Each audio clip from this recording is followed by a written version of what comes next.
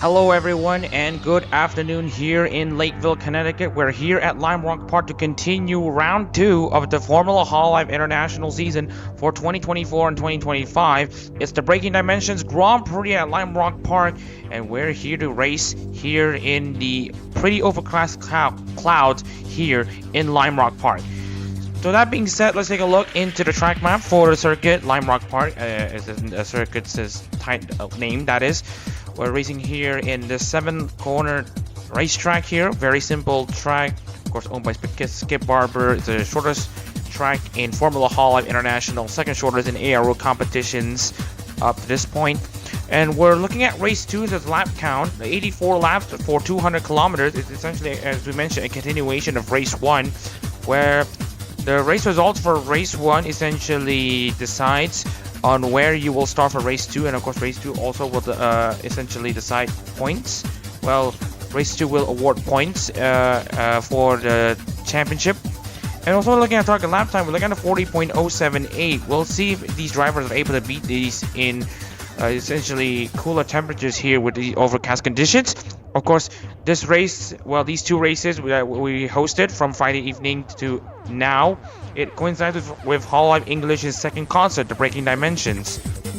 It's also 119 miles from King's Theatre. It's the venue of the second concert for Hololive English. And that should be it for introduction to this track. Of course, it's owned by Skip Barber, who owns the Skip Barber Racing School, which is based here in Lime Rock Park. So anyways, just wanted to share with you the points format for unified rounds here, on which these will be the points awarded for 8 races in Formula Hololive International. Rounds 2, 3, 4, 5, 6, 7, 9, and 12 will have this points format used for the international drivers. So there's a lot of weight on racing in these unified rounds, which also should be a case of motivation for these entrants to get their performances up in these unified rounds. So we're also going to be taking a look into the championship order here, as we explained before. Now we have Hanari Miyuki, who has won the first race of the weekend, race 1, the Breaking Dimensions Grand Prix. She will be starting on pole position with Alison Tanneral second, but we're going to be explaining on that a bit later, as we're actually going to move over to the 10-lap invitational race for day 2 of the Breaking Dimensions Grand Prix at Lime Rock Park weekend. So with that being said, my name is Mama Chandran Reza in the commentary booth. Love to have everyone here with us. And alongside me is, of course, the driving for Shishiro Botan in Formula Hololive Japan, coming at Reba. So, Reba, we're about to get this qualifying session underway here in... sorry. Or rather, the 10-lap invitational race here in Lime Rock Park. Sorry for the slight, what we call brain fart, as we may have called it. So anyways, we got 15 cars ready to race here in Lime Rock Park. Let us know your thoughts before we start this race. Look, I gave thoughts last time, and both time I gave thoughts about a certain driver. The certain driver crashed out, so I won't say nothing about them this time. I don't want to repeat that. But for the rest, we've seen a spectacle of a drive by the podium finishers last time. More so first and second, which were Miyuki, as you said, and Tanneral in its first race, managing to get respectively first and second. Then there was Reba, who managed to catch up a few places, but he started from 8th, so I mean, he managed to climb up very well. I'm gonna be looking very close to Antanero in this race.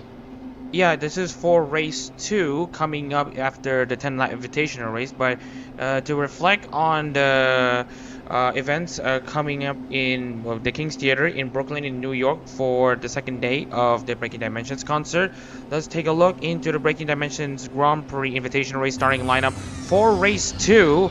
Apologies for the slight cracked screen, but we're going to be showing you this one first. So Edinburgh, after we have essentially done a draw session, and this time Juanica Santos. Yeah, I know. And then we also have Juanica Santos starting second for Ora Crony. Also, he started in 9. Well, he essentially started 7, but it's now also alongside Edinburgh in the front row to make a Hall of Promise front row. And now looking into third, we have Takeda Adachi for Ninamai Inanis, and with 4th place Liam Kai for Hakos Bales. 5th place goes to Sven Jensen for Iris, with Evelyn Kuromi 6 for Gaogura 7, and 8th goes to Jake Martinez for Mori Calliope, and Hazikiaze for Sherry Novella. 9th place goes to Chanel Markman for Nichimi, and Nichimicha for Fuawa Biscard in 9th place, and 52 that is in 10th place, Chanel Markman for Mokogo Biscard. 11th place goes to Mama Reza for Koseki Bijou. 12th place goes to Nerissa Ravencroft representative Ryan Kagawa. 3rd place goes to Corrica Mendes for Takanashi Kara. 14th goes to Brian de Santiago in for Watson Emilia, who did win the first invitational race and has finished 4th. Well, he essentially just won the invitational race, but I think he finished 5th for Watson Emilia. Or the cases, he starts 14th in race 2. And rounding out the field is a driver who has been starting last in both invitational races, Zeke Wimberley for Sarasvana.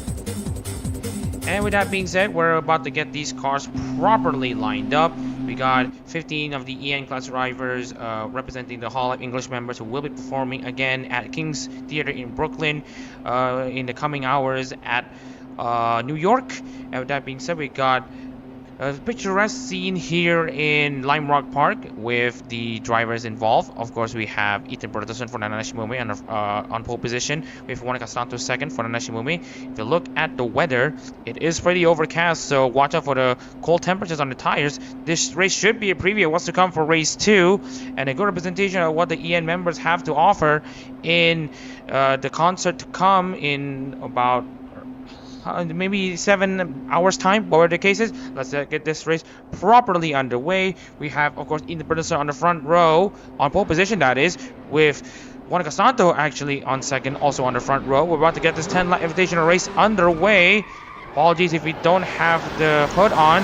There it is now. And here we see Ethan Bertelsen actually having a good launch there. Monica Santo has to sell for second, and we have a side-by-side battle between Sven Jensen and Liam Kai, who have actually dropped the place. Now we have a side-by-side battle between the two. Oh, goes off the grass there with Jensen. Loses out to Kai in the end, but he will try to fight back with Ethan Bertelsen leading this race and Santo second, Adachi third, Kai fourth, and Sven Jensen fifth, Evelyn Kromi sixth, Martinez seventh, Nichimicha now goes up into eighth, Hazik Yazid ninth, and Shadar Reza now is inside the top 10 after beating Chanel Markman, who is now down in 11th. We see Markman going down the inside on Shadar Reza after the hill. They're still side by side down the main straight, heading into turn 1. Who will keep? Oh, and there's also Santiago trying something down the inside on Mendes, and they seem to have. Anyways, there has been a lead change between Juan Costanto and Ethan Bertelsen. And for the second race, well, the second invitational race in a row, Ethan Bertelsen has lost out on the pole position spot by a driver who started second in these invitational races. In the last invitational race, it was Bertelsen who lost out to Santiago, who started second. Now it's also Bertelsen who lost out to Juan Costanto at the start. And that is surely not liked, as Castanto is actually pulling away with a full second over Bertelsen, and Adachi is catching up to Bertelsen, as we see Michan now getting overtook by Yazid. Overtaken, yes, by Yazid. Anyways, looking into lap 3 of this race, everyone's still going to run this race as usual. Again, we'd like to remind you that the rest of the Hololive English members will, of course, represent Hololive Justice, and the Indonesia class members are also had a bit of their own extra practice session coming into before we have these invitational races and race 2. This is so that they should be better prepared for race 2 coming up, and for everyone to essentially have an equal amount of practice. So anyways, as we mentioned here, Bertelsen has lost out to Juan Costanto, and the gaps have now dropped down to, opened up to 1 second. Adachi, of course, as we mentioned, has been catching up, and Liam Kai also trying to catch up to Adachi. But we're going to be taking a look at further back here. Ryan Kagawa has lost a lot of positions. He's now in last. Wembley's up in 14th. Santiago 13th. Puerto Mendes 12th. And of course, Markman in 11th. Question for you, as before you were naming the driver, I heard you say, this is just a question, it's written MOHD, as we have Is that Adachi? That's Castianto trying to move down down in the inside of Mendes. Mendes goes wide, and Santiago gets the move done on the inside, and slots Mendes behind. So I was saying. Anyways, just to answer to your question here, is it Moh or Mohammed? Well, essentially, MOHD is essentially a very common contraction. It's essentially a shortened version of Mohammed, which it is a very, very common name in Malaysia amongst the Malay community. Of course, we have one of the few drivers who do have Mohammed in their names in the ARO as of basically recently so far is of course the Reza brothers, Shazad Reza and Shakif Reza. And then we also had a driver named Muhammad Zohair racing in Hololive GT3. That was way back in 2022 before he ceded his position to Richie Rock. But just to answer it, it's actually Mohammed, and the MOHD is literally just a contracted version of that name. Yeah, like Senor and Sir. You know. Yeah, Senor and Sir, all that stuff. But anyways, back onto the race here. We got Adachi currently slowly catching up to Bertelsen, and Bertelsen just losing touch to Juan Castanto. And then we have Evelyn Kuromi trying to catch up to Sven Jensen, who's running in 5th. Fun fact about Sven Jensen, he is attending the Breaking Dimensions concert. He was seen supporting Iris in race 1 at the, of course, King's Theater in Brooklyn. He even has a video about it, and the cameras have also pointed to Sven Jensen as well. Second live concert in a row where he attended, where the cameras actually point at him. He's a very lucky man indeed. As I can see now in a battle in the for 13th place between Mendes and Wimberley, but it seems that it has died out already as Wimberley is behind and Rico Mendes is on the tail of Santiago, which in turn is on the tail of Markman. We see Mendes going wide, so Santiago, so Wimberley might think something down the inside, gets the move done, and into the main straight we go, and Mendes is too far back to try anything this time. Anyways, Zeke Wimberley with a very good run here to capitalize on Mendes' mistake. Meanwhile, there's Haziq Yazi and Mama Shazin Reza making a move. Here's Haziq Yazi actually, or rather Haziq Yazi actually making a move on Nishimichan. The Sierra Novell number 90 driver makes his move clear. And also a bit of a fun fact here, inside essentially the Hall Advent rides, 3 of the 5 of the drivers have Malaysian roots, with of course Shazin Reza, or rather 4 of the 5 drivers in Hololive English Advent, well, essentially drivers represented, have Malaysian lineage. Of course, Ryan Kagawa has Malaysian blood. Haziq Yazi, Mama Shazin Reza, and Nishimichan actually are from Malaysia. The only exception is Chanel Markman, who comes from the Philippines. There's also a fun fact as well, given the circumstances. I see it's a very local sport then. But as of that, we also have very drivers all over the world. Which countries are we missing? Well, everyone from every country, no? Well, we haven't covered every country just yet, but we'll talk about that after we finish this invitational. Yep, meanwhile, Juan Castanto has started the final lap here in this second invitational race. As you can see here, Kuromi almost making a move against Van Jensen there. But that's not going to be the driver we're going to be talking about. Here's Juan Castanto, who is about to cross into the final few corners here. And also Markman and Santiago, or rather Santiago and Wimberley, so swapping places as Santiago when I guess up into 12th. Juan Castanto, of course, capitalized on his line at the front and also on his superior pace against Bertelsen. For the second time in a row, Ethan Bertelsen loses out to a driver who started second in these invitational races, and that second place driver is Juan Castanto, who won the second invitational race of the Breaking Dimensions Grand Prix at Lime Rock Park. As again, we've seen. Didn't he do this the last time again as well? Well, the driver who started second eventually overtook the pole sitter, that is Ethan Bertelsen, and then managed to romp away with a win. Yeah, I think. Yep, I did it. I forgot who it was. Yeah, it was Bernardo Santiago prior, and this time it was Bernardo Santiago in the first race, and then it's Juan Castanto in the second. But anyways, let's take a look into the race result. Of course, we have Juan Castanto for Oro Crony winning the second invitational race of the Breaking Dimensions Grand Prix at Lime Rock Park. Congratulations to him and the Orocroni team. And then we have Ethan Bertelsen, who continues to fall short, the bridesmaid of sorts. He hasn't actually got a win, an overall win up to this point in his Formula Hololive tenure with Nanashi Mume. Takeda Adachi, meanwhile, finishes 3rd for Nino Mayananis. Liam Kai 4th for Hakos Bales. Sven Jensen 5th for Iris. This will be great momentum for him in race 2, which we'll get into in detail. Evelyn Chromi 6th for Galgura with 7th place. Jake Martinez for Mori Calliope. Yazid finished 8th for Sharon Novella with Nichimicha 9th for Fuawa Bisgard. Mohamed Shazan Reza, of course, is 10th for Koseki Biju, with Chanel Markman 11th for Mokago Bisgard, and Brando Santiago 12th for Watson Amelia. Zeke Wimberly did very well to gain 2 positions for Sarasvana. Also, let's not forget Santiago, who also gained 2 positions from his start. Koi Rika Mendes finished 14th for Takanashi Kara, and 15th place goes to Ryan Kagawa for Narissa Ravencroft. Anyways, let's get into the main gritty bit of the business. We got 28 cars who are about to line up here in Lime Rock Park for race 2. And just to answer your previous question, Riba, about the what countries that we have yet to cover in essentially in aero competitions. Well, we get to see a lot of nations, but of course the nations from Africa, we have only seen 2 so far in aero competitions. We have Rim Olgor in essentially the first race, well, in Formula Hololive Japan and Hololive GT3 Japan, he represents Ozora Subaru. And then we also have the likes of Ahmed El Ashur, who is actually mixed blood himself. He actually represents Kyla Kowalskia. As by mixed blood, I mean he has both Malaysian and Egyptian blood. And of course, he would choose to represent Egypt due to his mixed blood rules and all that stuff. And that's essentially Africa. But if you want to talk about Western Europe, well, we have seen the likes of Griffin Wheatley, who is from Wales and wanted to use a Welsh license. And we also have essentially drivers from Great Britain and all that stuff. But we haven't seen a driver from France. We had a driver from Spain. Unfortunately, we have none currently active at the moment.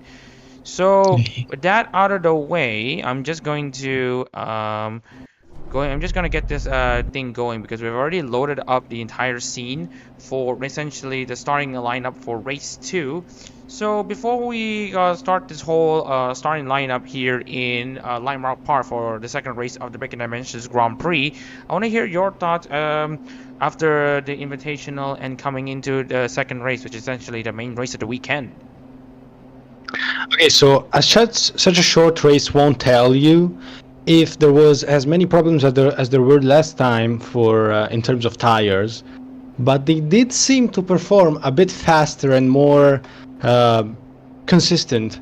So possibly this time tires won't be such as an issue as they were in the previous race, which actually costed Antenna pole position. So with that being said, I am just going to review a few things before we actually get to start this race. I'm just going to check on the finishing results from race 1 and make sure everything is all handy dandy. And with that being said, everything seems to be okay so far. So let's move on into the starting lineup for the second race of the Breaking My Dimensions Grand Prix at Lime Rock Park. And of course we have Hanari Miyuki, who finished first in the first race. She will be starting on pole for race 2, and also Taro, of course, having a very great race last time out. He will also start on the front row with Hanari Miyuki, but let's see if he's able to make his outside line work coming into turn 1. And of course, coming to the first 2 corners, it will switch up into the inside lane in turn 3. Coming in, Reba finished 3rd. Last time out, he will start 3rd for Rara Patera in this race 2. And it's going to be the case for everyone else, though. Monica Santo, who won the second invitational race recently, is now going to start 4th for Orocroni. And we've got Brando Santiago 5th, and then Aziz Moses for Ayuna Risu 6th. Ludwig Boschwald starts 7th for Cecilia McGreen, with Tyler Williams 8th for Elizabeth Rose Bloodflame. Sven Jensen, the guy who's currently in the guy who is ready to attend the second day concert, is representing Iris in 9th place with Ethan Bertelsen 10th. Javier Lusby starts 11th for Vesta Zeta with Liam Kai 12th. Ahmed El Ashur starts 13th for Kyla Kowalskia with Koirika Mendes for Takana Shikara. Omoshazan Reza starts 15th with Hino Chitayo, 16th for Hoshinobu Muna. Hadi Yagde starts 17th. And Dawn Ellis starts 18th for Crazy Oda. Of course, she had a very great comeback after her initial pit stop. She managed to claw herself back up with fresher tires. Let's see what she can do in this race. Nichimijan starts 19th for Fuwa Bisgard with Chanel Markman 20th in the Mokogo Bisgard car. This essentially makes it a Fuwa Moko 10th row. And then we got Dan Evans 21st for Irene 15th with Ryan Kagawa in 22nd for Nerissa Ravencroft. And essentially, starting from 22nd, we got drivers who retired last race, but of course they will be starting from the back in race 2. Eurofy Deliverer, of course, is one of them for Hofolia Rene. Jake Martinez starts 24th for Mori Calliope. Tadashi starts 25th for Ninamai Inanes with Evelyn Cromi 26th for Gaogura. Zeke Wimberley 27th for Sarasvana, and Jonathan Waters starts last for Anya Elpissa. And with that being said, we noticed a lot of viewers tuning in. Hello everyone, we hope you're here to watch the race. The Breaking Dimensions Grand Prix here in Lime Rock Park is about to get underway, as in race 2 of the Breaking Dimensions Grand Prix. This is the main race that will award points, so everything is going to be on the line in this race. So anyways, if you have a favorite Hololive member, the English or Indonesia member that you are currently supporting, they're currently having their cars being raced right now here in Lime Rock Park. And if you want to show your support, please leave a like in the stream. And if you want to see more Hololive racing, you can drop a subscription. And of course, if you don't want to miss any of our streams or videos, you can hit the notification bell. Now, with that being said, we got Hanari Miyuki and Alcern Tenarao on the front row. Of course, Hanari Miyuki starts in pole position here in the second race. Let's see if she is able to convert her pole position to a win. Of course, that hasn't been the case in the 2 invitational races. We got the drivers ready. The lights are coming on. It's Hanari Miyuki on the front row, and it looks to me that from pole position, Hanari Miyuki has been able to continue building herself up to the race lead, and now we get to see other drivers trying to tussle it out for position. Kaminai Riba is making his intentions clear. He wants to go up in front. He's now currently second, with Hanari Miyuki currently leading for Kobo Kanahiro, with Kaminai Riba second, and Tanner third, Santiago 4th, Castanto 5th, Boschwald 6th, Moses 7th, and Jensen 8th, who's now gained a position. Harvey Lusby is now up into 9th, and Tyler Williams now drops down to 10th place. Short 11th, Bertelsen 12th, Liam Kai. Oh, that looks like someone, and unfortunately, as the crash happened, we would like to apologize here. The game crashed. So we're going to red flag the session here. And also I noticed that the lap time counter didn't actually was actually incorrect. So we're gonna have to restart the race. Essentially, everything's going to be reset. So apologies for the crash thing. Apparently, there was an issue with memory and all that stuff. So anyways, that first start will be considered null and void, as we're going to try to get this race restarted. As you may have seen here, at around turn 6, as we mentioned before, essentially that corner is Calamity Corner due to all of the crashes that have happened. So I also want to pay attention to essentially the corner, and to see if essentially the situation is going to be repeated, and if we're going to be seeing yet another race of attrition. But anyways, we're back here to have our second attempt at a start. Let's just hope that the game doesn't crash at this point on once again. That being said, we have again 28 cars lined up on the front. We have Hanari Miyuki on pole position with Alcern Tenarao in second. The lights are going on. Everyone's getting ready for the start. And we are go. And once again, in the second attempt, Hanari Miyuki manages to get herself up front and actually manages to build a gap slightly against Antero. And once again, we get to see second place lose out to third. And that is actually coming at Riba. The inside line actually working as intended. Meanwhile, there's a battle further back. That's Juan Castanto and Bernardo Santiago battling each other for fourth place. And as we mentioned before, we have Hanari Miyuki leading this race. Kaminai Riba is in second. Just wanted to check why is the lap time is still at 10 laps. Oh dear, oh dear, oh dear, oh dear. So we're gonna have to do actually red flag this start. We're going to abort the start. Oh dear, I thought I would actually set this thing to 84 laps already. Oh, okay, okay. We're gonna need to try again. Again. Oh dear. Okay, so again, It happens. yeah, I know, I Don't know. worry about it. We've had moments where we had to restart the race twice or three times. This is pretty normal to us. But apologies for the viewers. We had to endure two false starts. But let's just hope that the error in the lap time doesn't appear again. Then again, again as you mentioned, it happens. But anyways, we're going to have a second attempt, or rather a third attempt at a start. So anyways, we're gonna switch back to the session here for a third attempt. As we mentioned here before, we have, of course, Hanari Miyuki starting in pole position with Al Santara in second. If the first two starts are anything to go by, expect Miyuki to extend the lead as the race gets restarted once again. We're gonna go race for 84 laps this time, and this time lap counters are actually correct. And now this time we have Kamen River actually fighting against Santara, and now we have Bernardo Santiago actually beating Juan Castanto for 4th place. Meanwhile, Sven Jensen now having a dream start. He's now up in 7th, but not before he has to defend against Aziz Muazib. It's now Hanari Miyuki leading, Riba 2nd, Tanner 3rd, Santiago 4th, Castanto 5th, Walchwell 6th, Jensen 7th, Muazib 8th, Lusby 9th, and Tyler Williams rounds out the top 10. Followed by Berthelsen, Aramel Lashore, Liam Kai, Mendes, Sean Reza. Oh, and we have a crash, and it's Muazif into the wall. Calamity, and it's Jensen as well, I think. Oh, pile up, huge pile up, at least 10 cars. But a few managed to continue. Yuri de Oliveira as well with great damage at the wing. Oh my goodness. Cars parked on other cars. That's a huge amount of retirements here. A lot of drivers currently stopped here. Of course, we got Takeda Adachi currently at the currently involved in an accident. The Oliveira too, and just want to check everyone else. I think everyone has okay. I think it all started with essentially Aziz Muazif going off wide, and then essentially he collected other cars. Donald was one of them, and of course there has been a massive pandemonium coming at the exit of turn 6, and my oh my, that has got to be the biggest crash we've ever seen in aero competitions. Again, we have 4 retirements coming in immediately. Chitayo, Don Elise, Takeda Adachi, Rafael de Oliveira. Oh, Riba crashes as well.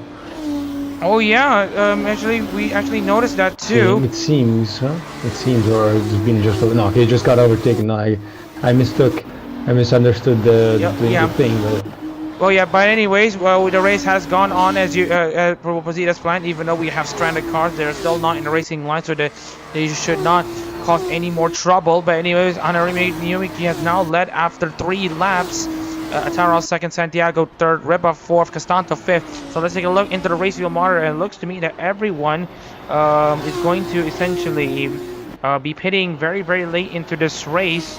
Everyone, of course, is gonna go for essentially a full tank of, well, it's not exactly a full tank of fuel, but everyone will be staying on for as long as they can, and then make one final dash in the pit lane in the final few stages of the race. But holy moly! Oh, Sven Jensen being pushed wide by Lusby, is it, or Berthelsen? That's in Berthelsen going. Almost losing it. What a save that was. And we see some tussling behind the Liam Kai. This is position Mohamed Al Ashore. Like, holy, that corner is basically death at this point. Took 4 cars, almost 5, almost 6 actually. As we have Lusby jumping Castanto in turn 4 or 5, is it? And holy, what a. Anyways, just bringing back here, as meanwhile we got to see Shatin. Oh, Ryan Kagawa. I think was involved. I think he collected one of the stranded cars, but unfortunately we did try our best to essentially find a way to essentially get these cars out of the way, but unfortunately we have Evelyn Kuromi and Chitayo, who have been involved in recent accidents as well. And it looks to me that given where they crashed, Evelyn Kuromi and Ryan Kagawa actually make contact between each other at around that section. So again, we got more retirements coming in right now. Managed to bring her back as we have Tanara and Miyuki already behind Kagawa, the first back marker of the race, if not the only at this point, considering the others have crashed out. Kuromi is becoming a back marker too, given that they're in the pits, but what a chaotic race. But I told you, see, and Tanara now is in second place, hunting down that first place. He's just all in that gearbox, now on the side of the gearbox, side of the car, down the inside, turn one. Can he get the move done with the help of Kagawa even? And it looks to me that Antanaro is just about ready to take this lead. He's ready to actually make the move. He's already on the outside of Miyuki at turn 3, but Miyuki manages to hold her line very, very well. And here's Antanaro back in business as he now finally exits ahead of Hanari Miyuki. Antanaro, you should be enjoying your time in this race lead. And as I saw Miyuki trying to swoop down the inside almost, maybe, but it was too far back, so they had to give up the position. They're now going down the main straight. Antanaro tries to clear Kagawa, which closes the door on Antanaro. Meanwhile, almost crashing into him. Meanwhile, Bernardo Santiago making a move against Hanari Miyuki for second place.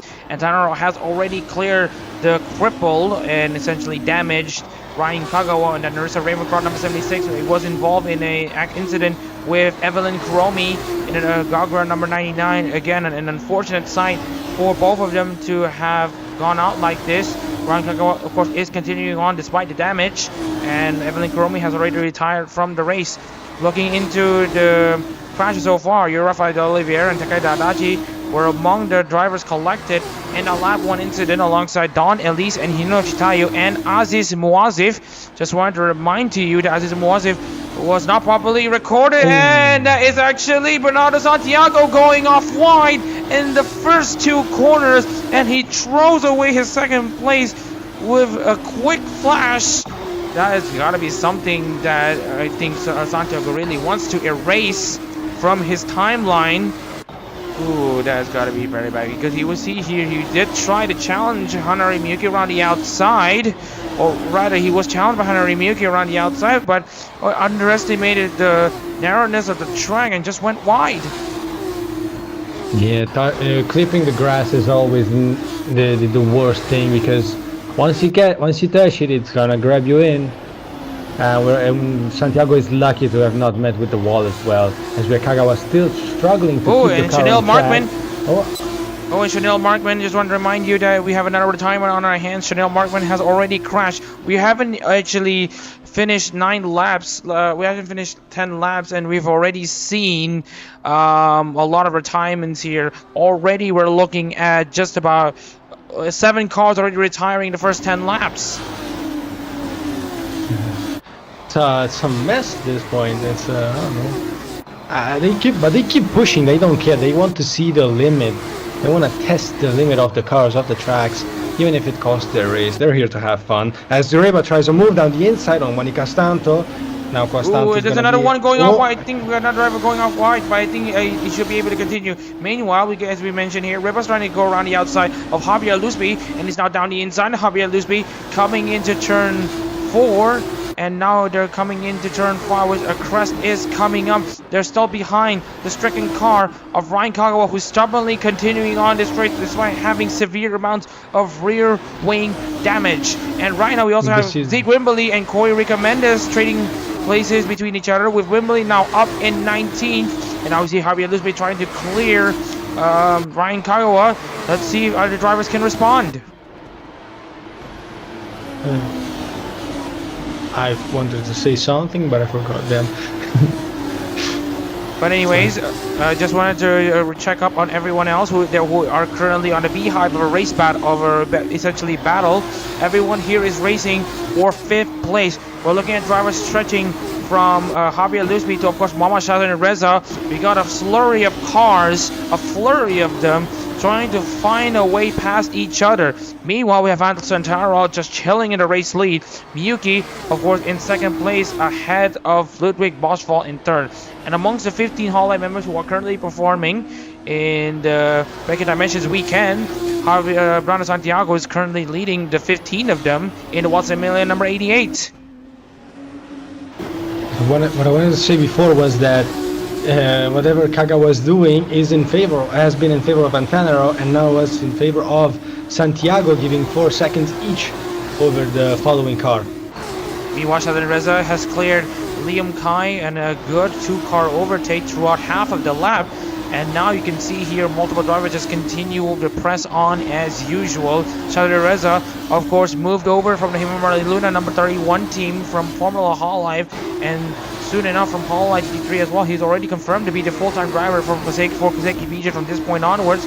He's currently doing the best he can for the Pebbles. Meanwhile, Sven Jensen goes down the inside of Hazi Yazi coming to the first 2 corners. Eden Burns on the other hand. Oh, and there's Juan Santo going off wide.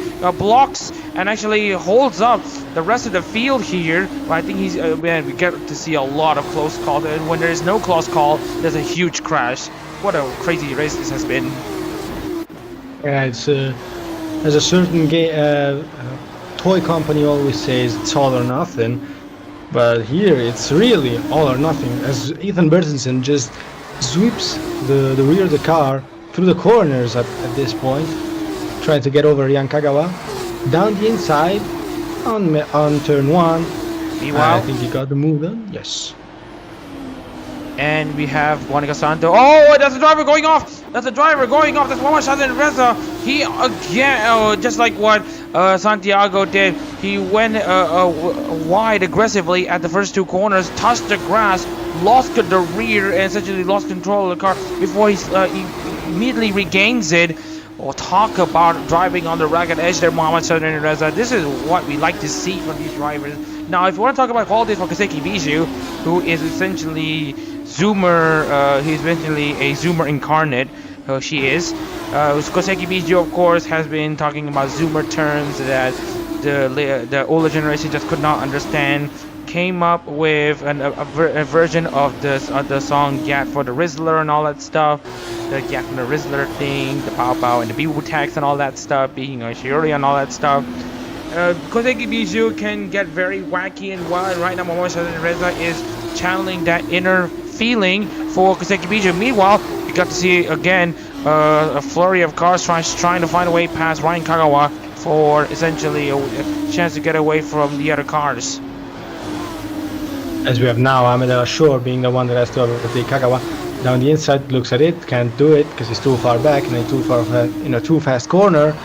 As we see Yazid trying to look down the inside of Ahmed El Ashur as he tries to get the move done. Down the inside, he will have Kagawa in front, and El Ashur will have now himself the inside line, which is clear of Kagawa. No, gets blocked again by Kagawa. You have still around the outside El Ashur, Yazid down the inside. PMK is sneaking up from behind, yes. And seems that, yeah, Yazid got the move done. And looks to me, Yazid is going to try to find a way past his Shiorisa teammate and also a Holo Advent teammate, Ryan Kagawa, trying to get this thing done. But right now, he got checked up by Kagawa, and now El Ashur is going to try to fight one back. It's going to be 3 wide. Oh, that's not the screen that we need to look out for, as we get to see almost a 3 wide action there between El Ashur, Hazik Yazid, and Liam Kai. And now you get to see Ahmed El Ashur repay the favor to Hazik Yazid. Meanwhile, Kai is going to go around the outside. It will switch down the inside into turn 4. Shazan Reza is also going to be sneaking for an opportunity for himself. And here we get to see Ahmed El Ashur now trying to get past Kagawa, but Kagawa stubbornly blocking the path of these 4 cars. But, I mean, he's holding up better than something that we've seen yesterday, given the hefty damage that they have sustained. As we have now Caminariba down in a move. That's Corey Rico Mendez. Corey Rico Mendez, of course, is a lap down, and of course is currently blocking the way of Ethan Bertelsen and Sven Jensen. Shazan Reza has actually made a double overtake on both Hazik Yazid and Liam Kai. But the problem is, can he make this double overtake stay? As Ahmed El Ashur has finally cleared essentially the stricken car of Ryan Kagawa. As Liam Kai has been pushed wide by Hazik Yazid, trying to fight for the 13th place. Oh, Kai being pushed wide, holds it perfectly, with Yazid now making the move official. Anyway, Shadreza now makes his move official against Ryan Kagawa. He's now going to be up in 12th place from where he started in 15, and how he has essentially struggled at the weekend up to this point. Shadreza is now doing very, very well. Now, here's a bit of a question that we all need to answer here in Lime Rock Park. With essentially what happened in Yeongnam, with the driver essentially losing grip at the rear following a 150 kilometers of race distance, how much of these tire wear do you think will affect the race? It's already affecting it actually, as we see in Redza already, and all the other drivers are slipping a lot through the fast corners, especially the crest, given how it jumps you, it makes you jump. It's gonna cost a lot on the rears if you keep the throttle on. Also, just wanted to highlight one thing about Corey Recommendez, that he actually sustains a good amount of damage in the car. He's not cornering as well as he'd hoped for, and now you can see here Corey Recommendez actually blocking the way for Corey Recommendez, and now it's actually going to cause him a lot of trouble. Shadreza is now actually waiting in under the rocks for him to try to make a move against Corey Recommendez. He sees an opening, he makes a move down the inside, coming into the final corner, and Liam Kai now also would like to have a piece of the pie, as he now gets up into 13th place, makes the move against Corey Recommendez. Meanwhile, Amanela Shore currently still leading Shadreza by around 1.4 seconds, not something to do. Meanwhile, we got Evans and Martinez battling for 15th place. Now they're the ones being blocked by Ryan Kagawa. Yeah, because it is not over for, I would say it was not over for Mendes. He's gonna have how many, 4 or 6 cars still to be overtaken by, and he did is not nice. Meanwhile, it's probably cars. going to be not nice for Ryan Kagawa. He's now almost went wide there, and you can see here Waters now trying to thread the needle. He now finally gets to experience more than one lap of racing throughout the season so far. Meanwhile, we have Dan Evans trying to clear Corey Recommendez, who's having severe damage in the Takanashi Kara number 50. He has to go wide. He almost touched the, I think he has already touched the grass, but manages to keep the car under control.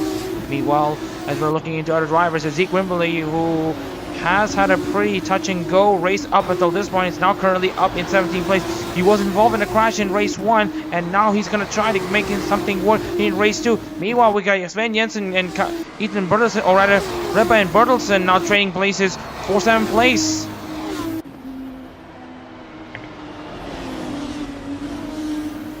So many battles going on here. Meanwhile, we got Jake Martinez, actually. Just wanted to remind you that again, Jake Martinez has a tough time here in Lime Rock Park. Lime Rock Park has claimed yet another victim. I think he was involved in a side-by-side battle with one of the drivers, and that should mean that Martinez will at the very least finish 21st. Again, another twist in the story here in Lime Rock Park, as Javier Luzvi now makes the move against Bernardo Santiago. As we have seen, though, Martinez being collected, as you said, again, this is the second time he meets that wall, the same wall he met in the last race. He is now in the pits. Hopefully he can restart the race. If not, he has tried. But anyway, Shadreza now up in 11th place. That makes the move against Emma Elishore. The race pace is real for this Mercurial driver who has won the Formula Hololive Japan title for Himamori Luna. He is the reigning champion for the driver's side, and for the talent side, he of course represented Himamori Luna, who is currently the defending champion. But let's not back track ourselves here. There's a reason why Shadreza has won 3 races en route to his Formula Hololive International for Formula Hololive Japan title. This is why. He's got a great race pace when he needs to, and now Shadreza gets into the top 10 for Koseki Bijou.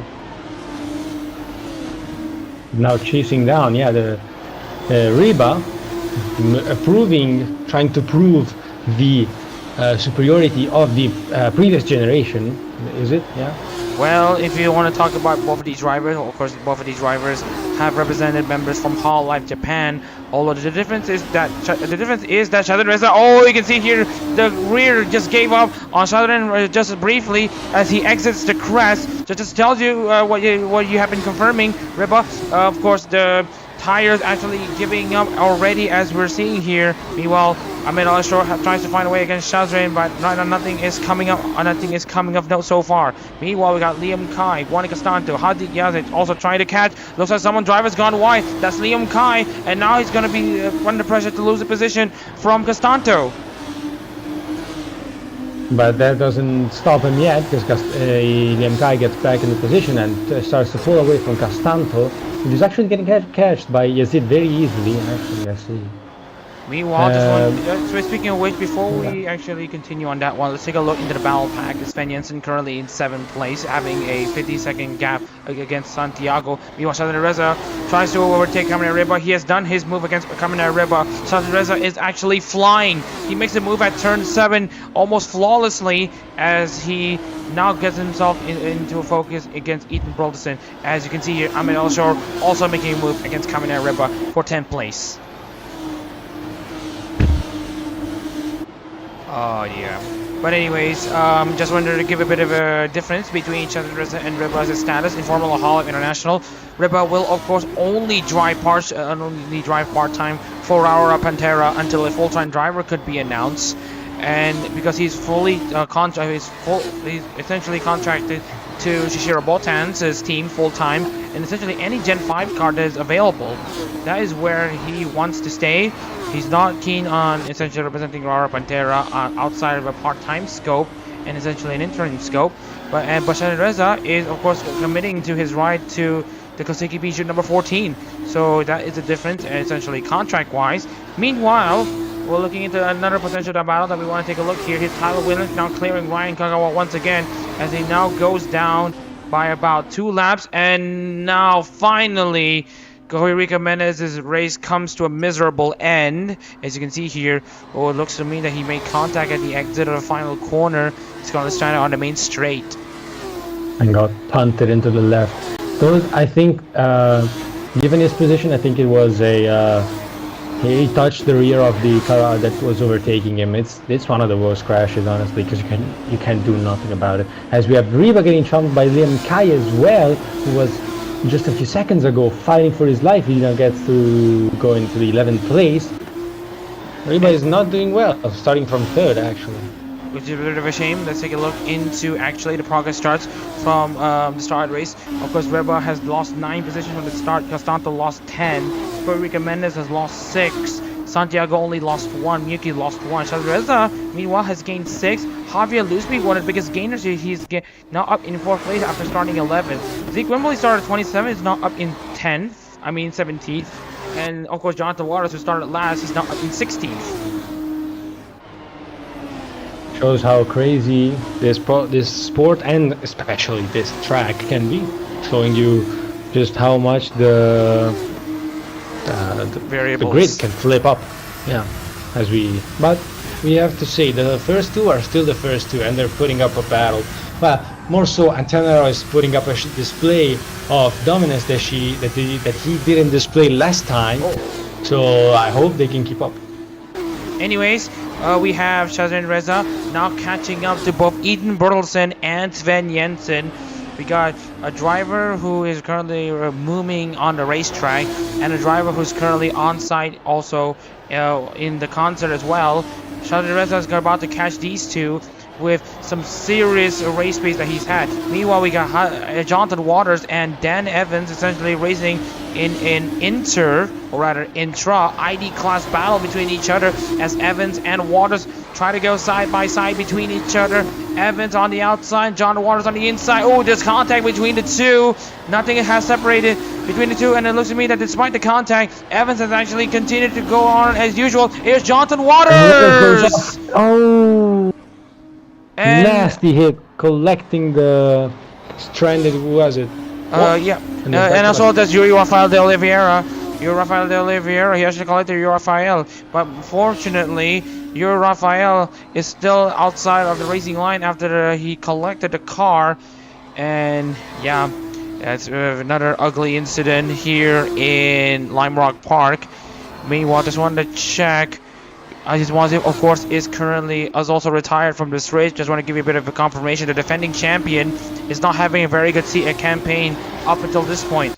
Meanwhile, we got Dan Evans now trying to find a way past Juan Castanto for 13th. Meanwhile, Tanner just keeps this race under control. With the fight between Dan Evans and continuing into first corner, will Yazid actually keep ahead, or will Evans go ahead? But it's going to be the status quo here, and oh, that's actually Dan Evans going off wide, losing track. And actually, looking at Alton Tarao, he is actually caught up to the back of actually Dan Evans, who's currently running 15 in that number 15 car, which should mean watch out for Hanari Miyuki and Louis Boschfall, as well as Javier Lusby and Tyler Williams. They're currently catching up to the race leader as we speak. And I want to point out that we have already almost 10 retirements, just 9 retirements. Basically, we can count 10 considering that Kagawa has critical damage to the rear wing, but who knows, they might. I hope they can make it, because it's always nice to see that finish line. But anyways, looking into the rest of the drivers up front who are still surviving in this race up until this point, we are now looking at the likes of Lusby now trying to catch up to Louis Boschwald, who currently in the number 34 Cecilia Immergreen Formula Hololive car. Meanwhile, we got Miyuki now caught up, catching up to Antara. The gap's now dropped down to 5.4 seconds. Meanwhile, we got Dan Evans and Hadi Yazid on a round 2. And at the same time, Antara is currently stuck.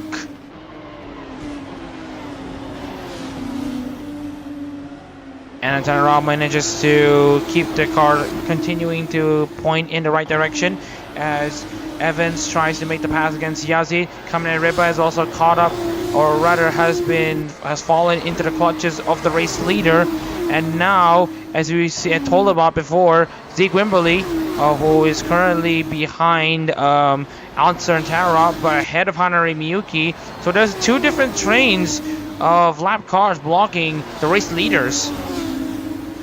One being who said it? Who?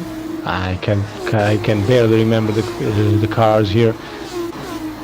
But anyways, I just wanted to remind you that Hanari Miyuki won race 1 of the Breaking Dimensions Grand Prix weekend. And of course, Anderson Taro, who finished second, is now currently in the race lead. Louis Boschwald is in the Cecilia Immergreen number 34, and Javier Lusby is in the Vesta Zeta number 03. Meanwhile, looking into the battle for 7th place, here comes Liam Kai against Shadrin Reza. He's going to try to make it 3-1. Shadrin Reza is going to try to deny the chance, as Shadrin now has the inside line in turn 1. And you can see here, Sven Jensen has already cleared Ryan Kagawa once again. And Shadrin Reza is going to try to make his move against Kagawa, but right now the opening's just not there. Meanwhile, further back, we have Bertelsen and Liam Kai in a Hall of Promise battle, and a battle full of promise. Oh, you can see here Kai making his move stick. There's Lusby and Miyuki. Lusby Miyuki lows. Oh yeah, just wanted to remind you just wanted to remind you that there's a double overtake here because they were blocked by Zeke Wimberly. I think one of the drivers went off, and Javier Lusby has been the benefactor of what's now for him to get into 2nd place. Meanwhile, there's more battles further back. Here's Ian Burleson and Liam Kai once again. Liam Kai is down around the outside, which will be the inside line coming into turn 3, but they've now essentially detached from each other.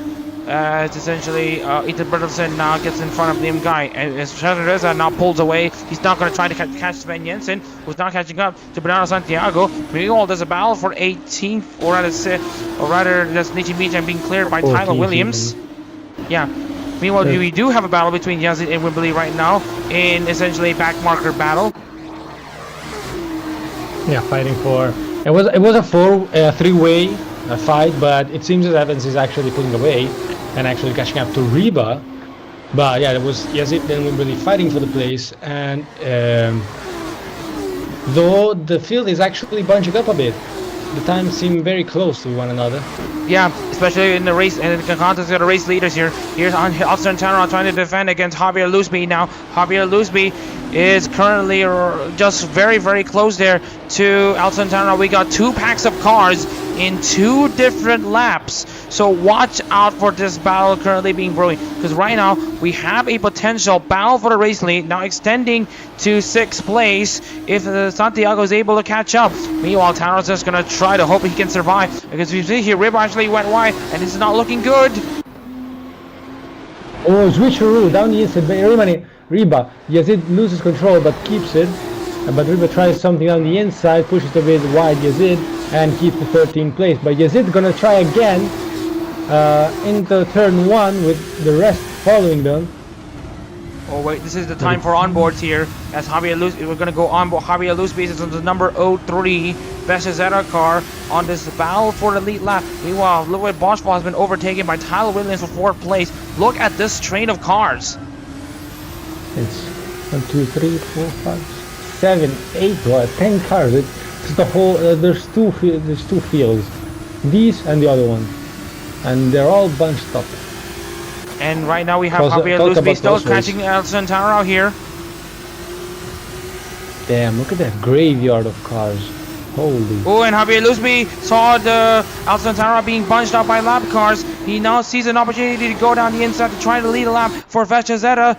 And you can see here, Luzby tries to hang around the inside. And it looks to me that he's able to get the race lead away from Antara. Meanwhile, Antara is going to try to fend off Tyler Williams, who is currently looking to find his way into the podium spots. Antara now trying to defend his position. But right now it's not going to be the case. Tyler Williams now goes up into 2nd place. Javier Luzby now leads the Breaking Dimensions Grand Prix here in Lime Rock Park. Who is now gonna try also to clear Riba, is it? And go ahead and get some space for himself. Meanwhile, we got Tyler Williams now trying to fight back against Javier Luzby. Coming in, Riba's going to try his best to not get lapped. Tyler Williams now goes down the inside against Javier Luzby and now gets blocked by his own Holo, just his teammate. And you can see here, Riba blocks Tyler Williams and now that allows Javier Luzby to switch back. Javier Luzby is now around the outside. Tyler Williams on the inside to defend. Is it going to be the night, or is it going to be the one holding the lock? As we see Luzby remain up ahead, Williams with that wobble over the crest loses a lot of time over Luzby, but doesn't lose the position. Luzby with a move down the inside on Riba gets the overtake done. Williams thinks about it, but is too far back. As we have Jonathan Waters is back in the race. Okay.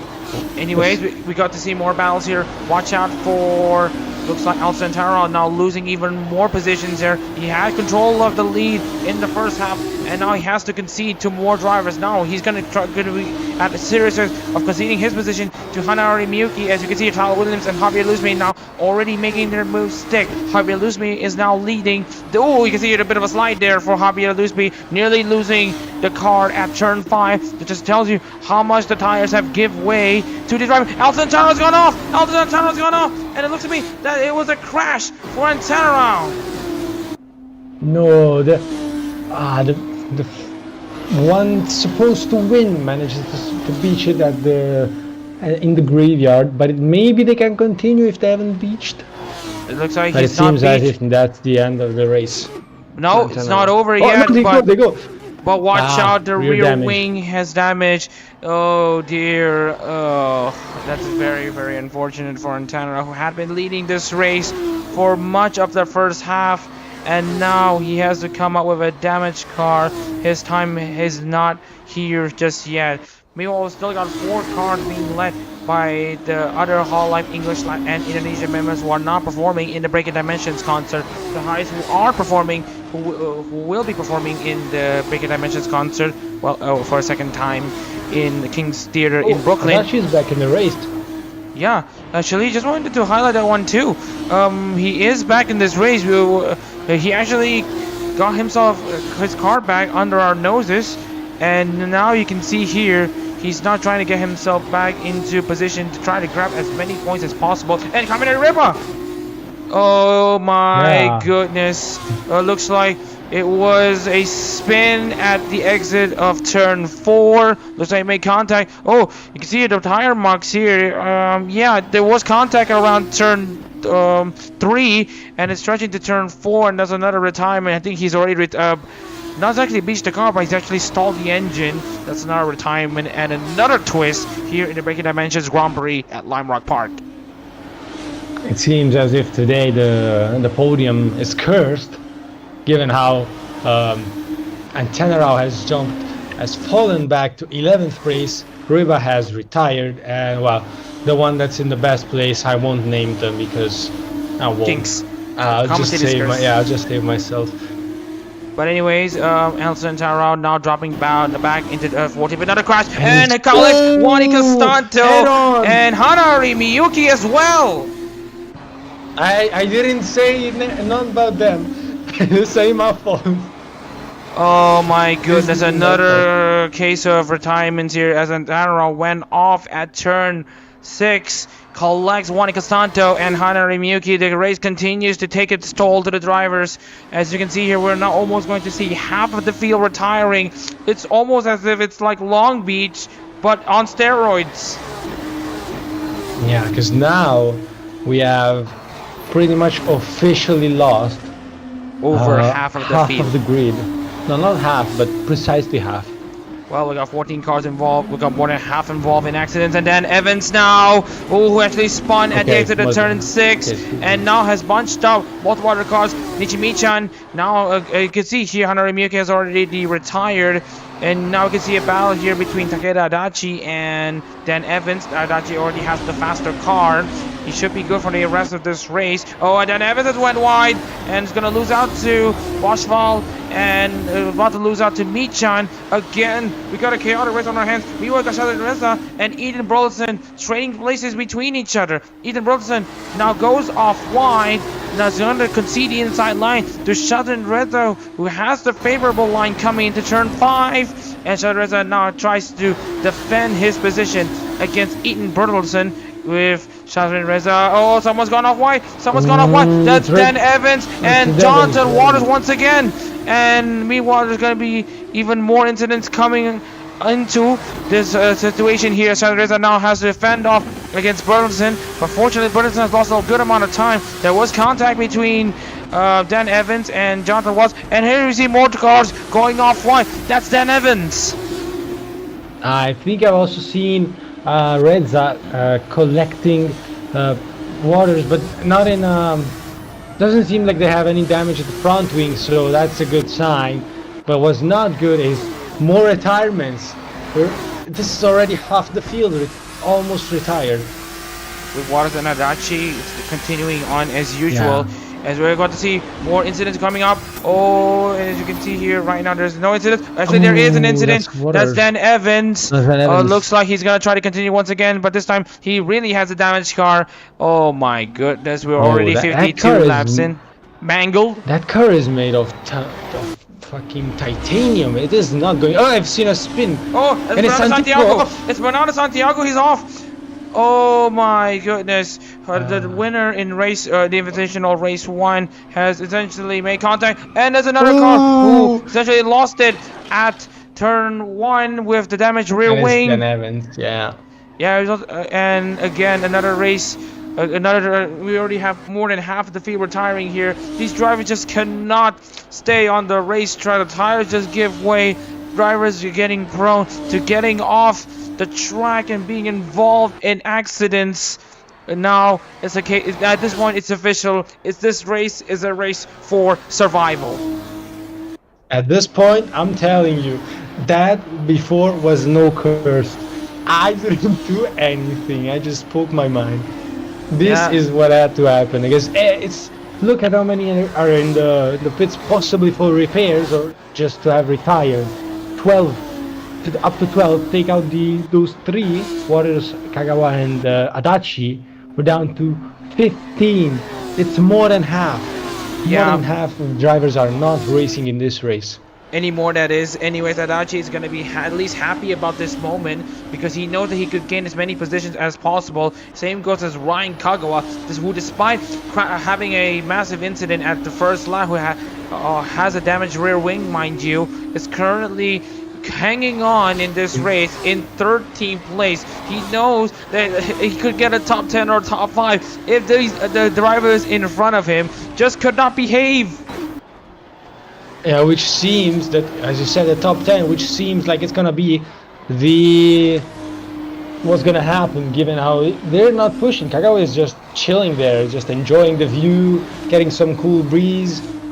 They're not doing anything too crazy, and they might keep that 13th, maybe even 10th position. Meanwhile, Ryan Kagawa continues to eke out a position or two. Santiago, of course, retired in the pit lane. Kagawa now up in 12th place.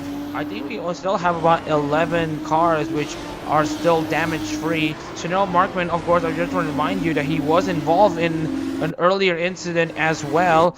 Just wanted to share with you where his car is right now. He did crash in. He was part of the first lap pileup. Of course, having to retire one of the two Fuamoco cars.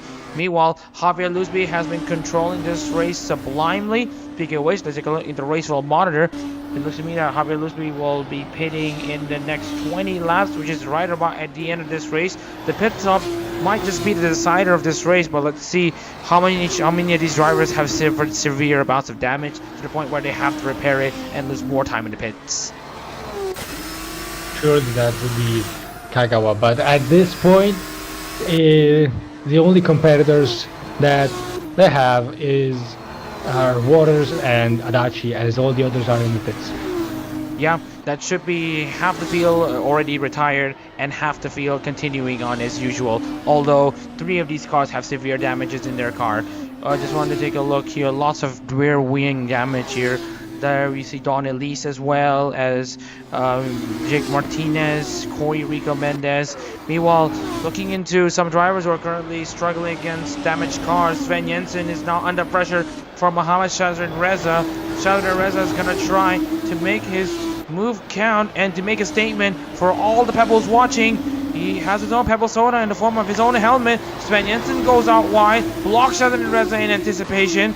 As you can see here, Shazrin Reza is also going to have to cover against Ethan Bergelson behind him.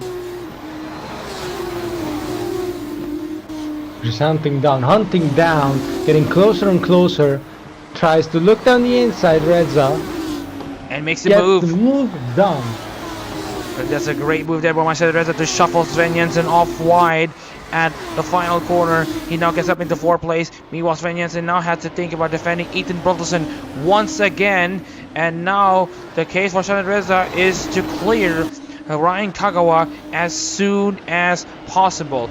And right now, speaking of other drivers here, Sven Jensen manages to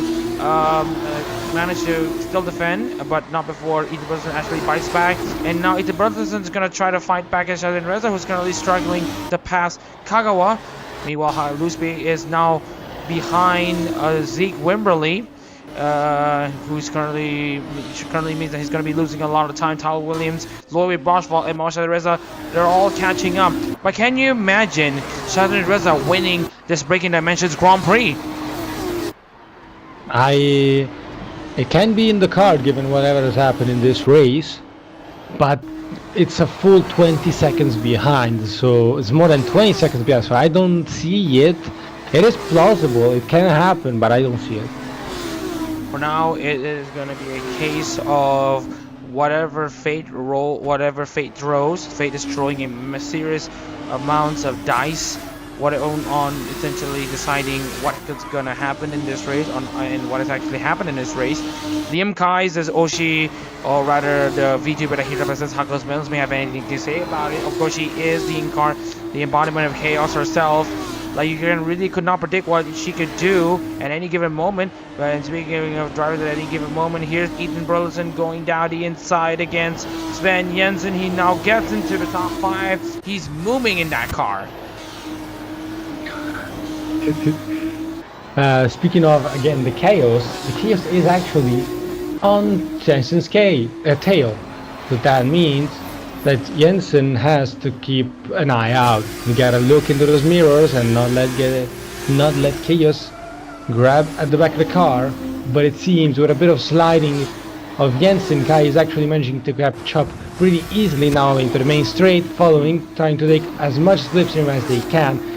Maybe gonna think of a move down the inside, but they are too far back. Yep.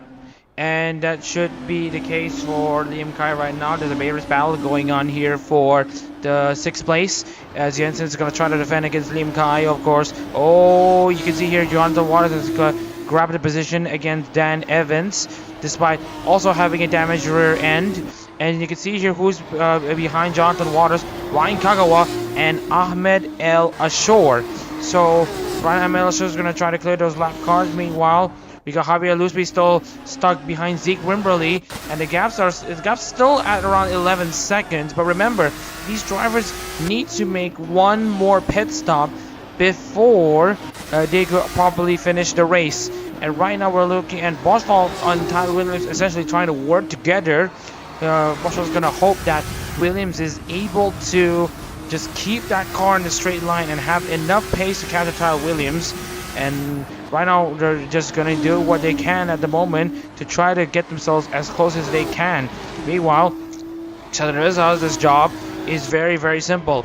And right now, looking into his pit stop monitor here, Sheldon Reza will be pitting in the next 14 laps. So if he doesn't spend a lot of time in the pits, this will mean that he will have a pretty quick pit stop and try to make this undercut strategy work. But again, as we mentioned here, the gap's already at 12 seconds, and he is currently unlikely to catch Boschwald and Williams. And of course, a lap car is currently in the way in the form of Nichi Michan. So let's not count too much on Southern Reza trying to grab this win, but let's just count on him trying to get a podium finish. Which in turn is going to be harsh. It's going to be a long way there, but it's way more plausible actually than the win, given how Williams and Boschwald are now fighting, with Williams being ahead. They might lose just enough time for Shazin Reza to try and get a move done, as we have then Kai still on the Kai still on the back of Jensen with those 2/10ths, trying to make a move possibly in the next few laps. But it seems as if the chaos has calmed now. Well, finally, after the 55 laps that we've had to experience here following the third attempt at a race start, that is something we probably need a breather for once. But anyways, here is Ludwig Boschwald trying to make a move against Tyler Williams. This is for 2nd place. But again, Boschwald is too far back. But watch out, here is Tyler Williams actually going off wide, and this will open the door for Ludwig Boschwald to get himself up into 2nd place. The German driver representing the German-speaking virtual YouTuber, who of course is an ancient doll, that is Cecilia Immergreen, is now up in 2nd place. And let's see if he has anything to say to Javier Lusby, who is currently himself trying to make a pass on Zeke Wimberly for him to continue stretching his race lead. And right now, Lusby is having no problems. Let's see if Boschwald, aka what I like to call them now, the Terminator, given their German nationality and their nature being of that following of an automaton, basically a robot. Let's see if the Terminator can actually catch up to Lusby, which seems like he is, slowly but surely cutting down on the gap, now heading towards the 10 seconds. Pulling away from Williams, this means good for Shadran Reza, which isn't decreasing the gap too much to Williams, but it's promising. I mean, we've seen Williams slowing down quite a lot around now, so maybe Reza can actually cook up something, as the Gen Zers say. Anyways, Shadran Reza is actually slower than Tyler Williams and Ludwig Boschwald, as well as Javier Lusby. This is not looking good if you are a Pebble yourself. And right now, Shadran Reza is going to try to find a way past Williams and rather Nichi Michan, who is currently stubborn in letting Shadran Reza go. And you know who's in 5th place? Ethan Burleson for Nanashi Mume. And essentially, for these two drivers, they are currently leading the Hololive members who have been... Oh, that's Atakada Adachi! Again? That's gotta be unfortunate. It looks to me that he was involved in some sort of him going off wide at turn 6 and then ricochets into the inside of the exit of turn 6. And yeah, Adachi says the promising run has come to an end. He is not able to replicate what Jonathan Waters and Ryan Kagawa has been doing. And so right now we officially have more than half of the cars already retiring for the first time since 2 weeks ago. That is the Yongnam Super Prix. As you were saying before, you were saying that the pebbles may not be as lucky.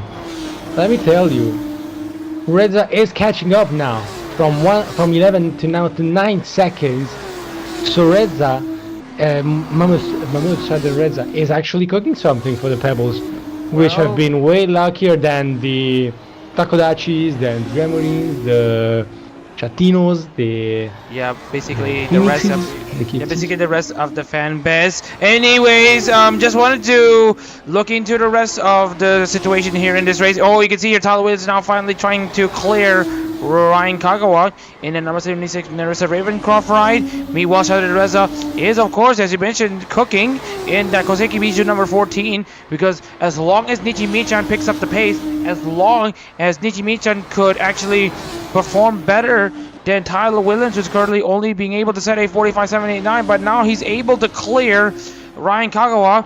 Oh, this will mean one thing. Shazareza will need to pass 2 lap cars now if he wants to have a serious shot at winning this race, or rather getting a podium finish. And it is not looking good, I have to admit, but it is looking possible. Though the Reza is kind of losing now, he's not losing as much as he would, given how fast, as you said, Nichi Mission is going, instead of how slow Kagawa went. Given the damage, it's not their fault. We are seeing a slight decrease by both the drivers, both Williams and Sheldon Reza, just enough to cancel out how much time Reza is losing over Williams. But anyways, Sheldon Reza is now gonna try to again make a move against Nichi Michan. But right now, everyone here, actually for those remaining in this race, they will have to remain patient because the pit stop window is coming in for them. Right now, we got Nichi Michan, who's about to pit in 6 laps time. Shadow Reza will be pitting in 5 laps time. So watch out for the leaders. Lusby and Shadow Reza are expected to pit at the same time around lap 76 and 77. These 2 drivers will be making their pit stop. So this is something that we need to pay attention. And now I will take the time, given that there's not much action. We're not in a radio, but in case your window is backgrounded, we'll have you know about all the drivers that are remaining in their position. We have Lusby in first, followed by Boschwald for Cecilia, Williams, Shadow Reza, Bertelsen, Kai and Jensen fighting for 6th and 7th, Ahmed El Ashor in 8th, Yazid in 9th, Wimberley 10th, Nichi Michan 11th, Ryan Kagawa 12th, and Waters in 13th, the last of the running cars. Then we have Santiago, Evans, Miyuki, Castanto, Antanarao, Adachi, who is in the pits apparently, Reba Mendes Martinez, Markman. And also, just want to remind you all, Evelyn Cromi, Aziz Moazif, Tayo, Ellis, and De Oliveira, also among the retirees in this race. Of course, they have been involved in accidents, one or another. Shadow Reza has finally cleared 2 lap cars in one go. That is Nichi Michan and Ryan Kagawa. Shadow Reza's, or rather, he's only cleared Ryan Kagawa. He still hasn't cleared Nichi Michan. Yeah, hasn't cleared Nichi Michan.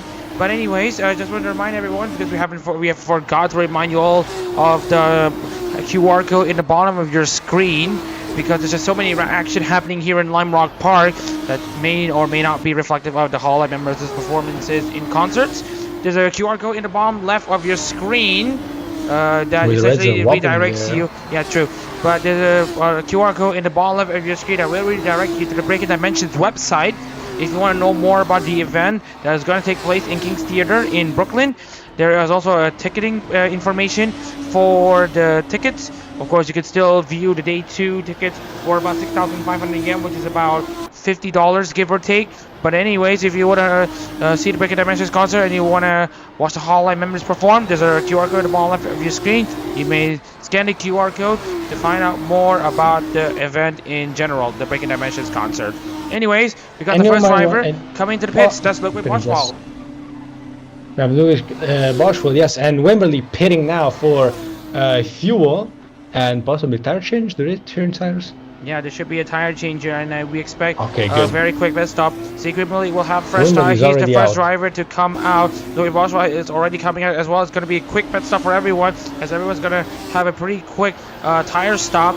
Just want to look into Boschwell, who is already pitted.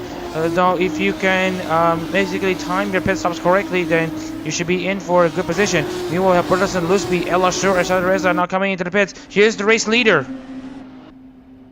Okay, it seems as there is a car coming over, and it doesn't. Oh, he rides up with that slide. Okay, Lusby is out, and they should be up ahead in first place. No, they get jumped by Williams right at the end. Speaking of Tyler Williams, and he actually has went off in the first 2 corners. Yeah, yes, we know. The tires. Yeah, he overcooked the tires and he went off wide in the first 2 corners. Another retirement here. Tyler Williams now joins the ever-increasing list of retirements. Sheldon Reza has finally come out of the pit lane. Exits ahead of Bertelsen, Kai, and Yazid. Tyler Williams now also comes into the pits here. Sheldon Reza is going to be set to hang on to what is going to be 4th place. He will actually... I don't think Jensen has pitted though. Yeah, stopped. Yeah, Sven Jensen has yet to make a pit stop. Yeah, he is just about borderline running out of fuel. He's got to go for his pit stop. This will mean that with Tyler Williams' retirement, Shahid Reza will take his 3rd place. He's going to take it. Given all what happened, you were right. He actually manages to take it. Well, we won't say it yet because there's still... He's on the main straight, and Jensen is still in the pit. Maybe they come out in front. Apparently not. It seems not. Reza has his 3rd place, deserved and warm already. We have Jensen down in 4th. Lian Kai in 5th, Elashur 6th, Yazid 7th, Wimberley, Bertelsen, Michan, Williams, who dropped, but is yet to be cashed by Kagawa and Waters, and which also close out the running cars. Yeah, speaking of which, let's also give a bit of a shout out to Zeke Wimberley, who started in near last 27th place. He is now again 19 positions for him to get himself up into a... He's not called the Formula Hololive International runners-up for nothing. Yeah, he's always put up a show. And though this wasn't there weren't fireworks in this one. 40.271. Fastest lap of the race so far. Liam Kai is now igniting the fastest lap charge. He's now set the fastest lap of the race, 41.2. Liam Kai for Hackles Bills. So right now we've got the pit stops essentially cycle. We got the drivers just basically trying to survive this battle royale of a race. It's essentially just as crazy as Monaco 1996, where we have all but 4 cars classified and all but 3 cars not finishing the race. Oh, I missed that one. Like the most chaotic race I've ever heard of was either Monaco, yes, but was it 86? Where Senna got robbed, they say? 84, Monaco 1984, or was that in 1985 where we also had essentially Stefan Bellof. Senna putting up the best race of his career in Monaco, which almost granted him the win. But given the rules by the FIA, he was shot down in 2nd place behind Alain Prost and getting half of the points because of that race, given that the race was interrupted earlier. Meanwhile, we got 79 laps complete, 5 laps to go in this Breaking Dimensions Grand Prix weekend. With the conclusion of race 2, whatever finishing position you have in race 2 will be reflected in the points, and by points I mean race 2 will essentially award you points. So this is the race where you should be delivering, and of course you need to deliver when it mattered, and of course we got drivers that deliver when it mattered. Ryan Kagawa, despite having a super damaged car, is continuing on stubbornly, and even though he has off-track excursions, he has a lot of off-track excursions, he has done very well to keep his car at least on track for him to grab, at the very least, salvage an 11th place finish. Oh, there was contact! Oh my goodness! No! And Kagawa is in the wall. That is disgusting gonna be move by over. whoever That's, that that, other driver yeah, was. well, it is over for Ryan Kagawa. He will at the very least have 11th place. So that is something that we cannot deny. At the very least, he should have a top 15 finish at least. But one of the drivers that we actually want to talk about for all this time here, Javier Lusby, he's what we call an experienced veteran. He's essentially has a lot of experience on the wheel, all that stuff, and all that stuff. And Javier Lusby, of course, representing the Vesha fans, and of course Vesha. Again, we're gonna be seeing another ID class car winning in an EN class stage. Of course, the last time that has happened, it was Pavolia Rene who won that race, and the driver was Putrifara Kamal. Javier Lusby, on the other hand, is currently representing Vesha en route to what should be his first Formula Hololive winning. As we have still fights down into 8th place between Bertelsen and Yazid, with Yazid being pushed back and losing time. Possibly that was a mistake caused by Yazid because he's so far back, as we have now Bertelsen trying to catch up onto Wimberley, but now we'll have to clear Jonathan Waters and his damaged car around the inside on Waters. No touch there, and it should be Bertelsen okay. is through and clean. Anyways, Javier Lusby needs to only performs when it matters, survives the entire race and all that stuff.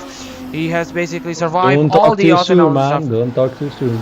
Yes, I know he survived all the odds. We know anything can still happen. But for the driver representing the Holo Hero member in Hololive Indonesia Generation 3 of Vesha, he has just about 2 corners left for him to deal with. And for him to go into the final corner, Javier Lusby, survivor here in Lime Rock Park. He is going to be the winner of Race 2 of the Breaking Dimensions Grand Prix at Lime Rock Park. He will be taking the 400 points. And that's thank God. Thank God. I was waiting for them in the last turn. There's still Redza, Jensen, Kai, and Michan. So I won't call nothing until it's over, but the race is over for Redza. Jensen is still far back, 12 seconds behind, still battling with Kai, maybe too far back. Jensen is gonna cross the line ahead of Kai, 5th for the Chaos. And what a race it has been for all these drivers involved. And you can see here the nature of Lime Rock Park allows for very quick race times. Anyways, Javier Lusby, congratulations to him for winning the Breaking Dimensions Grand Prix at Lime Rock Park. The race 2 will actually also count towards the records as well. Race 1 was essentially a qualification race. So that being said, Javier Lusby, congratulations for him for winning a race for the EN class in an EN class event. Not the first time not the first time this has happened, but whatever the case is, he's done it. Well, congratulations to Javier Lusby again for winning here in Lime Rock Park. Zoe Boschval gets his best ever result for Cecilia Immergreen. We saw glimpses of brilliance from him or them for the driver at Yeongnam, but now we got the number 34 car getting up to speed finally. Mama Reza, 3rd place for Koseki Biju in his 2nd consecutive 3rd place finish, and his 2nd podium back-to-back podium for Koseki Biju. Very good stuff from him to climb up from where he started in 17th, or was that 15th? You got Sven Jensen 4 for Iris. Again, for very respectable for a driver who's also going to be attending the concert again later this evening. Liam Kai 5th for Hakos Bale, survives the chaos in the chaos car. Hamil Shore 6 for Kyle Kowalska, Ziegler 7 for Sarasvana. Again, very great drive from him. After starting in 27, he gains 20 positions from the start. And we've got Ethan Riddleson 8th for Nananashi Mume, Hazi Yaze 9th, and Nichi Michan, despite having a pretty solid car, finishes in the top 10 for Fuawa Bisgar. And essentially, Nichi Michan will be the one that avenges the fallen Mokoko teammate, that is Chanel Markman. Steiner Williams ends up finishing 11 after having a pretty solid race until he essentially went off in the first 2 corners. On lap 76, Ryan Kagawa as well. He was involved in an accident as well. We're going to be starting to get involved with the retirees in this race. Jonathan Waters, the last of the finishers, ends up finishing 13th for Anya Melfissa. Bernardo Santiago 14 for Watson Emilia. 15th place goes to Irene 15 in car number 15. The driver is Dan Evans. Hanari Miki 16 for Kopo Kanaeru. Also Antara, who led much of the first half of the race. Race 2, that is. Finishes 17th. Juan Casanto 18 for Oro Crony. Takeda Adachi 19 for Minino Enanis. He had continued to restart the car up until he had his second crash. Kamine Reba 20th for Raura Pantera. Corey Mendes 21st for Takanashi Kara. Jake Martinez 22nd for Mori Calliope with 23rd to Chanel Markman for Mokoko Pisca. We apologize that he was not involved in a lap 1 crash. He was involved in a crash on lap 9. Evelyn Kuromi 24th for Ogagura. And we got 4 drivers who had retired from the opening lap. Aziz Mwazif, Hinoshi Taiyo, Don Elise, and Yuri Rafael de Oliveira. Essentially, all of them were ID class cars. So let's take a look into the replays. But before that, Reba, I want to hear your thoughts of the race. This is possibly one of the most chaotic yet best races I've ever seen, actually, in my whole of existence in live. There's been a more chaotic race, which doesn't count to here. It's Canada for 2011 in F1, but come on, that's history. This year, we're writing history into this one. It was one hell of a race with one hell of a swap. We had Boschwald, who I think just started in the top 10, yes, but as no offense, but as a nobody, managed to get in second position following was it a race of a race of heavy attrition? I mean, he Yeah, did well, spin even out with in the- Yongnam. He did spin out in Yongnam, but whatever case, it was a great redemption for him. But let's take a look into the first incident of the race. Let's take a look at what happened to all of the drivers on lap 1. From was it being the first who crashes out. He was a little touch there with the other driver who crashes into the wall, collects. Oh, Jens! What? No, Don Ellis flipping 3 times, was it? 2 or 3 times. Adachi being parked for a few seconds over Rafael. Oh, you can see also what happened to beep. Ryan Kagawa, who was trying to troll himself out of it. So we're gonna watch this thing from an alternative angle. Here is the angle right around here. So you can see here Aziz Mwazif going off wide.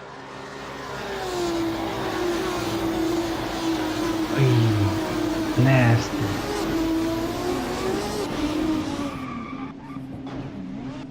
Oh, And again. then the rest gets piled up. Jake Martinez, that's Evelyn Kuromi, Jonathan Waters, and multiple other drivers involved. Let's take a look into another alternate angle to see what has happened here. We're gonna go around just at the bridge here.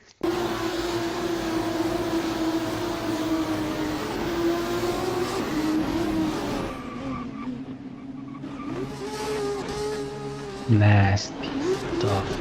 Yeah, speaking of which, wait until you see the onboards for one of these drivers to see, just to tell you just the amount of insanity that we're gonna be dealing with. So I don't know if we have the time to essentially deal with all of the onboards, but we're gonna try to only have a select few. Here's Zeke Mimbelis.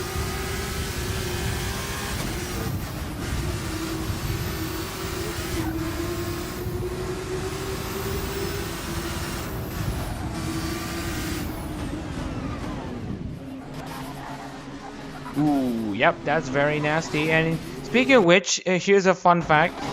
If you want to talk about how many of the drivers actually gone on to the outside wall at the exit of turn 6, you will be surprised to find out that it's not 1, not 2, but 3 drivers. Let's take a look at the replay here once again. So the first being was it, then Ellis, then was it, bam, bashes in. Ellis flips over, followed by Adachi. That's where they get the rear wing damage. And that's how they got parked over the other car of Rafael, is it? Yuri Rafael de Oliveira. Anyways, let's I take a think look it at the was replays the car again. that got parked on.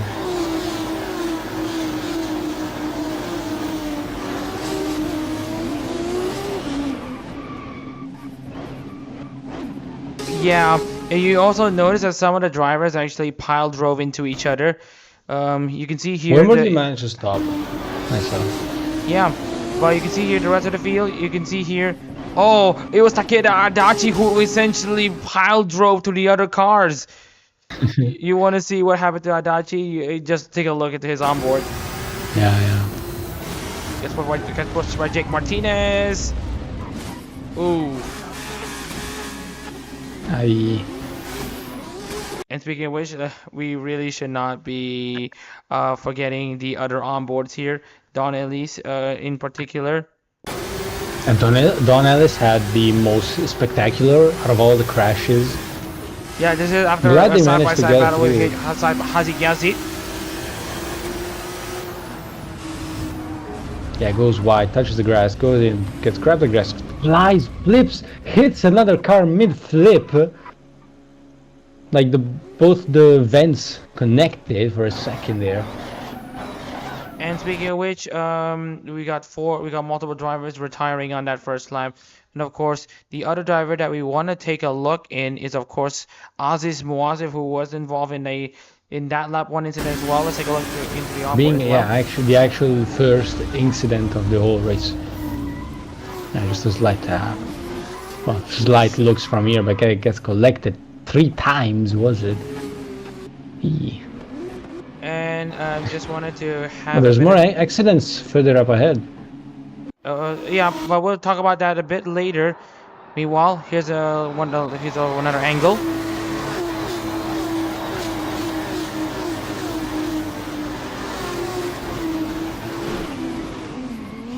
I want to be more cinematic. Can you get on like next to the tires where they crash? All right. So we're gonna go. No, the other. Where they actually hit. All right. So here is the outside angle at around the exit of turn 6. So let's take a look here.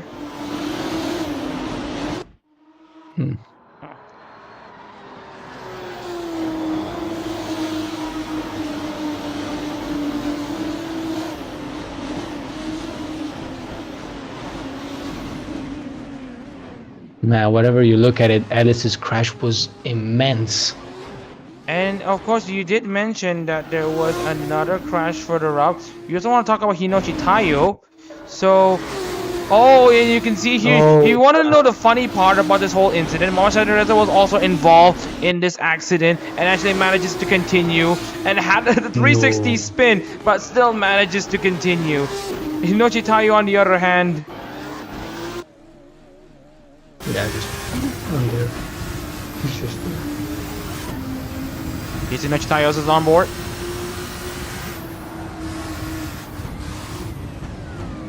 Ooh, collect Shazin Reza. And Shazin Reza had to collect Hinochi Taiyo because he was trying to recover the car. You know the funny part about Shazin Reza? Despite crashing in the first lap, being involved in the accident in the first lap, he actually managed to recover by finishing 3rd. Imagine if he wasn't involved in that accident. Maybe he wouldn't have made it all the way to the end of the race. Who knows? He would have won. He would have probably won. He would have probably retired. But this has got to be one of the best outcomes for Shazin Reza, of course. Meanwhile, as we want to take a look into the other drivers and where they have crashed, here's Corey Rico Mendes.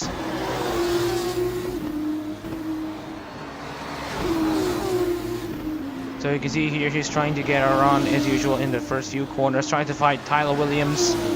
Tyler Williams, of course, tries to pursue Corey Rico. As you can see here, Corey Rico lost a lot of time. He actually went wide at turn 7. Ooh, holds it. But what? Nah, it's probably didn't have time to react. Yeah. No time to react. He tried to get the car straight, but of course at this point he thought that he was going to crash, and so he had to put his hands off the steering wheel. Yeah. Speaking of which, I also wanted to see Evelyn. We're going to try to clear as many incidents as possible if you want to end this stream. So here's Evelyn Cromie.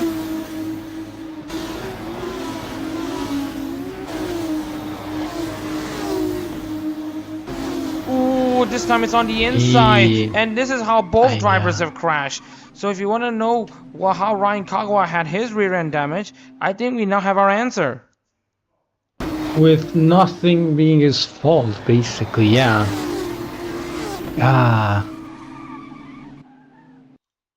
And here's another replay. Yeah, we just have Kagawa being drove into. Yeah, but it's unfortunate he managed to finish where he did, given the entire There's just circumstances. karma. Speaking of which, just wanted to check on essentially the rest of the field, see about Secretly survived. Jonathan Waters did not. If you want to know what happened to Jonathan, this is what happened.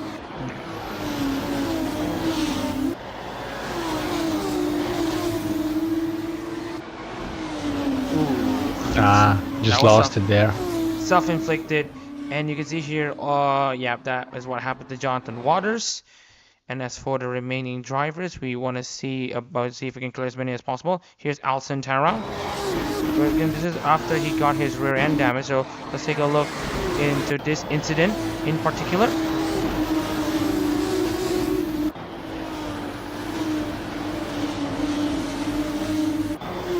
And Tara going off against, going on a battle against Miyuki, blocked by Kamen River. Alcantara gets pushed off by Miyuki, and as you can see here, Mantaro, here's where the problem lies. Touched there by Miyuki and into the wall. And there's where he had his rear end damage. But again, that's not where he actually retired. This is how he actually retired. Again, this time under pressure from Ryan Kagawa, who also had rear end damage. Here's what happened to Taro. Yeah, just loses it. Car didn't hold. Oh, no, the car couldn't hold it, and then gets collected again. Oh, there was fire! Holy, that was bad. I saw fire there. Yeah, we're gonna go on board Juan Costanto for this one. That also explains what happened to Juan Costanto in his retirement case. He also, and one of the drivers that were also collected, Hanari Miyuki.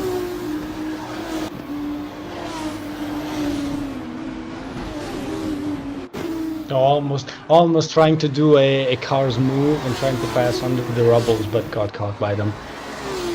Good sir, I have to say goodbye to you earlier as there is issues at... Yeah, I know you have your stuff here. So we also want to probably end the stream here, so you can probably take a leave here.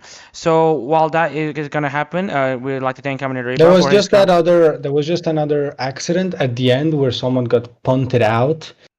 Because I want to know who punted who out, because that looked like a penalty to me. Oh yeah, just before that, we wanted to see what happened to Dan Evans. First, there's Dan Evans going off wide. That's not a problem. Here's Dan Evans once again, this time with damaged rear wing. Suspension damage, then let him turn and beached. Alright, just wanted to check what other drivers that we have yet to clear, or rather, we have yet to check. This is Reba, who, if you want to know what happened to him, he actually had a crash at around turn 4, so this is what exactly happens. I just lost it and got collected by the Terminator. The Terminator. Ouch. But anyways, just wanted to see Yuki, Antanaro, Ella Shore, Juan Costanto, Brad Santiago, Moaziv, Tyler Williams. I think we should have covered every single driver that has been involved in accidents. Maybe not Bernardo Santiago. If you want to know what happened to him, here's what happened.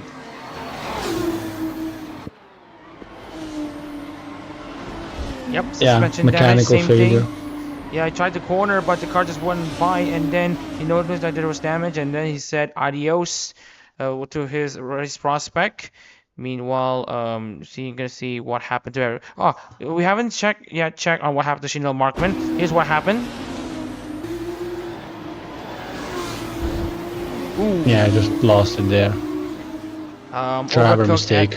Overcooked at turn 2 and all that stuff. Went wide into the grass, and that is him retiring from the race. Just want to check on everyone else. Ryan Kagawa survived as usual. Oh no, Kagawa did not survive as usual. He did have a crash. Kagawa got punted.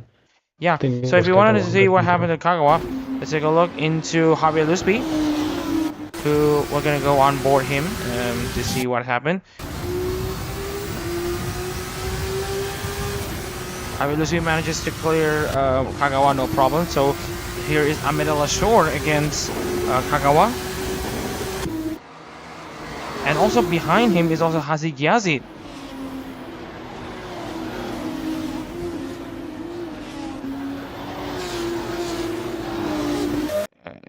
And just wanted to check on the rest of the situation here. Here's Ryan Kagawa going off wide at turn 4, or rather turn 3 or something. I'm probably bad at math at that one. But anyways, here's Ryan Kagawa and Ethan Burleson. I think it's Ethan Burleson and Ryan Kagawa there on that corner. Here it is. Yeah, there's contact there. A slight contact between Kagawa and Burleson, but then again, it feels like Kagawa should have given a bit more space because Ethan Burleson is the faster car. Yeah, that's true. But Burleson, you can see he moved a bit to the left there. Didn't keep his line. Well, that again is another fortunate case. But yeah. But just wanted to check on the rest of the drivers who have retired. See if we have any drivers that we have yet to cover. I think we've already covered Evelyn Kuromi. Just want to check on the rest of the drivers who have already retired. This is after the race or after the pit stops. Oh, no, this is already after the race. Give me a second. Zeke Wimberly, Evelyn Kuromi. All right. Okay, Adachi, Jake Martinez, Yoyofa de Oliveira, Ryan Kagawa, Dan Evans, Chanel Markman, Don Elise, Nochitaiko, Yuka Mendes. Have we missed anyone else? I don't think we have, actually. We already cleared Moses, Miranda Santiago, Juan Castanto, Caminera Reba, Elson, Tara Miyuki. And I think, yeah, that should be it for essentially all the crashes in this race. So we're going to go ahead and save everything here as well as the results. So with that being said, I think that should be it for this stream. We're going to be processing the results immediately because, of course, this doesn't actually count towards the actual championship mode in Assetto Corsa and Content Manager. So we're going to have to input the results manually. So with that being said, while everything is going on, we'd like to thank everyone for tuning into the stream. Remember to actually, one last thing that we want to do, there's a QR code in front of your screen. This is essentially the landing page for the Breaking Dimensions concert that there's gonna be day 2 coming up in around the next 5 hours. So if you want to have a chance to attend the concert through a streaming ticket, there's a QR code in front of your screen. This is basically the last call. Last call, that is 6,500 yen and around $50. You can get an experience to enjoy the past, present, and future of Hololive English members through a live concert at King's Theater in Brooklyn, New York. Now, with that being said, now that is it for the entire stream.